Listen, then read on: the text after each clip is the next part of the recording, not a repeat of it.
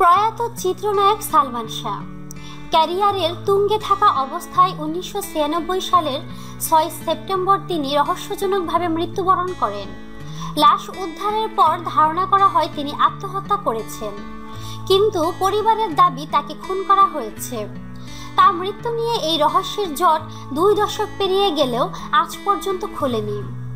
সালমান শাহের পরিবারের সন্দেহের তালিকায় রয়েছেন সালমান শাহের স্ত্রী সামিরা ও সামিরার বর্তমান স্বামী মুস্তাক ওয়াইজ।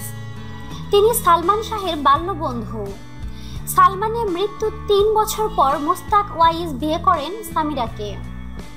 সালমান শাহের মৃত্যু নিয়ে সংবাদ মাধ্যমে মুখ খুলেননি সামিরা ও তার স্বামী মুস্তাক। কয়েকটি সংবাদ মাধ্যমে বলা হয়েছে এই দম্পতি বর্তমানে থাইল্যান্ডে অবস্থান করছেন, কিন্তু থাইল্যান্ড নয়।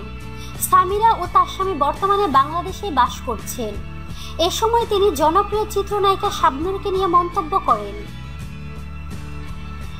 এ প্রসঙ্গে তিনি বলেন, সালমান সামিরার দাম্পত্য কলহের জন্য দায়ী শাবনূর।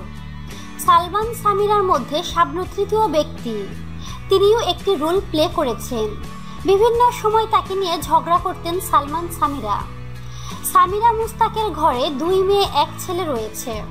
বর্তমানে তাদের নিয়ে সংসার করছেন তারা। তো প্রিয় বন্ধুরা, আপনাদের কি মতামত তা কমেন্টের মাধ্যমে আমাদেরকে জানিয়ে দিন। আর অবশ্যই আমাদেরকে লাইক, কমেন্ট, শেয়ার এবং সাবস্ক্রাইব করতে ভুলবেন না।